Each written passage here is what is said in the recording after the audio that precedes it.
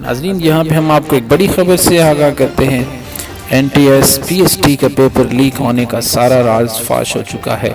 ہم ابھی ویڈیو میں آپ کو سارے مناظر دکھاتے ہیں کہ کیا ہوا، کس طرح سے یہ ٹیسٹ لیک ہوا اور کس کے کہنے پہ ہوا۔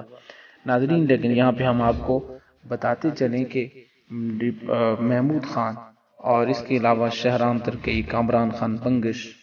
باقی جتنے بھی خیبر پختونخوا اضلاع ہیں، ان تمام کے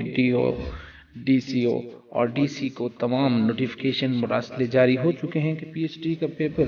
بے ضابطگیوں کی وجہ سے اور آؤٹ ہونے کی وجہ سے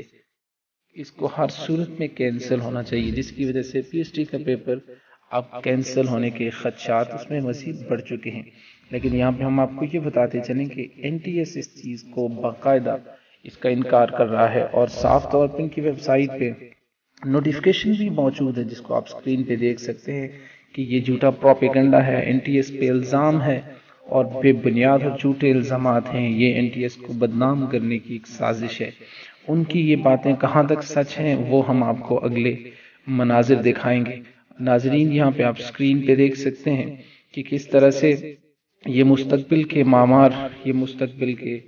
استاد، یہ کس طریقے کے ساتھ NTS کے پیپر باہر بیٹھ کے حل کر رہے ہیں اور بڑے مزے کے ساتھ یہ اپنے پیپر کو ایک دوسرے سے گروپ کی شکل میں ایک دوسرے سے پوچھ گچھ کر کے حل کر رہے ہیں۔